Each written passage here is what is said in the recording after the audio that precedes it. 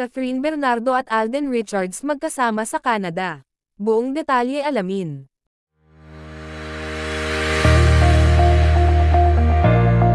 Ilang araw na ring trending sa X dating Twitter at iba pang social media site ang Catden. Binulabog talaga ng fans ni Catherine Bernardo at Alden Richards ang online world. Maingay na maingay ring pinag-uusapan sa lahat ng social media platforms ang pagkakaroon ng sequel ng one of the highest-grossing Filipino films of all time na Hello Love Goodbye, ang unang pelikula na pinagsamahan ni Catherine at Alden noong 2019. Tuloy na nga ang matagal nang hinihintay ng milyong-milyong nakapanood ng Hello Love Goodbye, worldwide. Excited na silang mapanood ulit sa big screen ang continuation ng pagmamahalan nina Joy at Ethan, mga characters ni Kath at Alden sa HLG, na minahal ng mga manunood. Kung sa Hong Kong kinunan ang kabuuan ng unang pelikula ng Catden, sa Canada naman daw ipagpapatuloy ang naudlot na pagmamahalan ng characters ni Kath at Alden.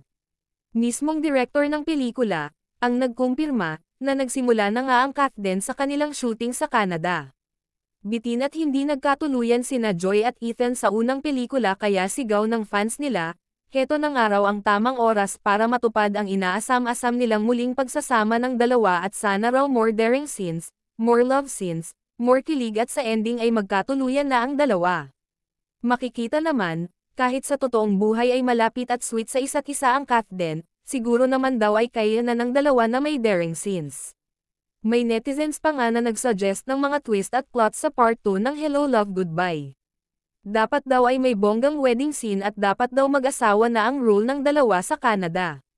Kaloka, halatang kabisado nila ang buong movie at alam nila ang pwedeng maging karugtong nito. May narinig nga pala kami na balak daw ipasok sa Metro Manila Film Festival ngayong taon ang part 2 ng HLG. Sigaw ng netizens, mukhang may balak ang Asia's phenomenal superstar at Asia's multimedia star na bawiin ang titulo mula kina Dingdong Dantes at Marian Rivera, bilang mga lead stars ng highest-grossing Filipino film of all time.